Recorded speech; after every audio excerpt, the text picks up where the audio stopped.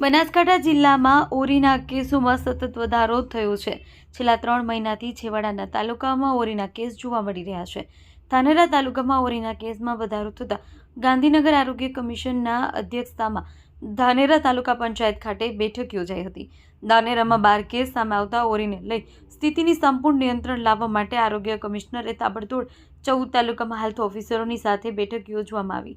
December મહિનામાં જિલ્લામાં 26 case ઓરીના positive નોંધાયા છે, જેમાંથી પાલનપુરમાં 6 કેસ, ધાનેરામાં 6 કેસ, લાખણીમાં 4, થરાદમાં 4 કેસ નોંધાયા છે।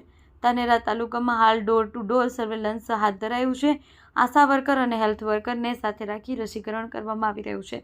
સાથોસાથ શિયાળામાં થતા રોગચાળાને નાથવા આરોગ્ય કમિશનરે તાલુકા આરોગ્ય અધિકારીઓને માર્ગદર્શન પૂરું પાડવામાં આવ્યું છે। ધાનેરામાં વધતા જતા કેસોને લઈ ધાનેરાના ધારાસભ્ય માવજી દેસાઈએ પણ આરોગ્ય કમિશનર સાથે બેઠક યોજી તાત્કાલિક ધોરણે આરોગ્યલક્ષી સેવાઓ પૂરી પાડવા જિલ્લા આરોગ્ય તંત્ર અને આરોગ્ય કમિશનરને રજૂઆત કરવામાં આવી છે। ધાનેરામાં ઓરીના કેસનો રાફડો ફાટતા ડોર ટુ ડોર સર્વેલન્સ હાથ ધરવામાં આવ્યું છે। ધાનેરા તાલુકા સહિત ગ્રામ્ય વિસ્તારોમાં હાલ 9 મહિનાના બાળકથી માંડી 5 વર્ષના બાળકને ઓરીના બૂસ્ટર ડોઝ આપવામાં આવી રહ્યા છે।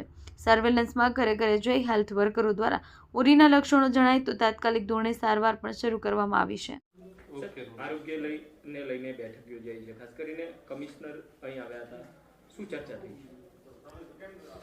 આજે ધાનેરાની અંદર છેલ્લા અઠવાડિયાથી જે ઓરી માટે કરી અને ઓરીના કેસો વધારે આવવાથી જે ચિંતાજનક વાત હતી એ માટે કરીને આજે આરોગ્ય કમિશનર મેડમ શ્રી ગઢવીજી આજે ધાનેરાની મુલાકાતે આવ્યા અને સમગ્ર જિલ્લાના THOને અને તમામ હેલ્થ વિભાગને અહીંયા હાજર રાખી અને એની આજે સમીક્ષા કરી છે।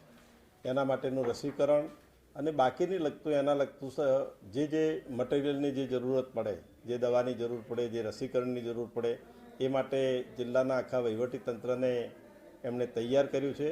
અને હવે કેસો આગળ ન વધે અને જે લોકોને શંકાસ્પદ કેસો લગભગ 250 જેવા આપણને લેબોરેટરીના આધારે મળ્યા છે એ લોકોને તાત્કાલિકના ધોરણે રિકવરી આવે અને ઓરી સંપૂર્ણપણે નાબૂદી થાય એ માટે કરીને આજે આરોગ્ય કમિશનર મેડમ અને જિલ્લા હેલ્થ ઓફિસર, તાલુકા હેલ્થ ઓફિસરો અને આખા જિલ્લાના વહીવટીતંત્રએ ખૂબ સરસ રીતે આ કેસો આગળ ન વધે એ માટેની જોગવાઈઓ કરી અને એ પ્રકારનું કામ આજે કર્યું છે। ચિંતાજનક આંકડો આવ્યો છે ઓરીનો, એક જ મહિનામાં 7 જેટલા કેસો છે, શું કહેશો? આપણો તાલુકો એ બોર્ડર ઉપરનો તાલુકો છે, એટલે રાજસ્થાનથી પણ ઘણા બધા પેશન્ટો અહીંયા પ્રાઇવેટ હોસ્પિટલોમાં, સરકારી હોસ્પિટલોમાં આવતા હોય છે અને એ ચિંતાના કારણે કરીને જ આજે ગુજરાત સરકારમાંથી હેલ્થ કમિશનર મેડમ અહીં આવી અને તાકીદે મિટિંગ કરી અને અમે પણ હાજર રહી અને આના માટે બને એટલું ઝડપથી રિકવરી થાય એ માટેના તાત્કાલિક અસર પ્રમાણે કામ હાથ ઉપર લીધું છે। બાબર શહેર સહિત ગુજરાતમાં પતંગ ઉત્સવ નજીક આવતા બજારમાં પતંગ અને દોરીના સ્ટોલ પર ભારે ભીડ જોવા મળી છે। ત્યારે સરકાર દ્વારા પ્રતિબંધિત હોવા છતાં ચાઇનીઝ દોરીનું ધૂમ વેચાણ હજુ પણ ગુપ્ત રીતે થતું હોવાની ફરિયાદો સતત મળી રહી છે। જો સંબંધિત વિભાગો દ્વારા બાબરમાં આવેલા નાના મોટા પતંગ દોરીના સ્ટોલ પર સઘન ચેકિંગ કરવામાં આવે તો ચાઇનીઝ દોરીનો મોટો જથ્થો મળવાની પૂરેપૂરી શક્યતા છે। પ્રશ્ન એ છે કે કડક પ્રતિબંધ હોવા છતાં દર વર્ષે આટલી મોટી માત્રામાં ચાઇનીઝ દોરી બજારમાં કેવી રીતે પહોંચી જાય છે? માહિતી અનુસાર કેટલાક વેપારીઓ લાલચમાં આવી આ દોરી છુપાવીને વેચે છે, તો કેટલાક ગ્રાહકો પણ સસ્તી અને વધુ તીક્ષ્ણ હોવાને કારણે તેની માંગ કરે છે। આ ગેરકાયદેસર પ્રવૃત્તિ માત્ર કાયદાનો ભંગ નથી, પરંતુ માનવ જીવન માટે ગંભીર ખતરો પણ છે। ચાઇનીઝ દોરીથી થતા નુકસાન વિશે વાત કરીએ તો દર વર્ષે અનેક લોકોના ગળા, હાથ અને પગમાં ગંભીર ઇજાઓ થવાથી ઘટનાઓ બને છે। ખાસ કરીને બાઇક, એક્ટિવા ચાલકો અને પદયાત્રીઓને અચાનક ગળામાં દોરી આવવાથી જીવલેણ અકસ્માતો થાય છે। પક્ષીઓ માટે આ દોરી મૃત્યુ સમાન સાબિત પણ થાય છે। અનેક પક્ષીઓ ઉડીને દોરીમાં ફસાઈ જાય છે અને તડપીને મરી જાય છે। પશુઓ અને બાળકો પણ સુરક્ષિત નથી રહેતા। આ ઉપરાંત ચાઇનીઝ દોરીમાં નાયલોન અને ગ્લાસ કોટેડ હોવાથી સહેલાણીથી નષ્ટ થતી નથી, જેને કારણે પર્યાવરણને લાંબા ગાળે નુકસાન થાય છે। ગટરમાં, ઝાડ અને વીજ લાઇનો પર અટવાયેલી દોરી આગ, શોર્ટ સર્કિટ અને અન્ય અકસ્માતોનું કારણ બની શકે છે। આથી પ્રશાસન, પોલીસ અને નગરપાલિકાએ તાત્કાલિક કાર્યવાહી કરી બાબરમાં આવેલા તમામ નાના મોટા પતંગ દોરીના સ્ટોલ પર કડક ચેકિંગ કરવું જરૂરી છે। સાથે જ વેપારીઓ અને નાગરિકોએ પણ સામાજિક જવાબદારી સમજી ચાઇનીઝ દોરીનો ઉપયોગ અને વહેંચાણ સંપૂર્ણપણે બંધ કરવી જોઈએ, જેથી ઉત્સવ ખુશી અને સુરક્ષાથી ઉજવાઈ શકે. લાખણી તાલુકાના ચિત્રોડ સ્થિત ગુરુ મંદિર ખાતે સરપંચ સંવાદ કાર્યક્રમ યોજાયો હતો. આ પ્રસંગે રાજ્યના વન અને પર્યાવરણ મંત્રી પ્રવીણ માળીના અધ્યક્ષસ્થાને વન કવચ હાઈટેક નર્સરીનું પણ લોકાર્પણ કરવામાં આવ્યું હતું. ખાદી કુટીર તથા ગ્રામોદ્યોગ રાજ્યમંત્રી સ્વરૂપજી ઠાકોર પણ આ કાર્યક્રમમાં પ્રેરક ઉપસ્થિત રહ્યા હતા. સામાજિક વનીકરણ વિભાગ બનાસકાંઠા દ્વારા તૈયાર કરાયેલા હાઈટેક નર્સરી અને વન કવચની મંત્રીઓ તેમજ અન્ય પદાધિકારીઓએ મુલાકાત લીધી હતી.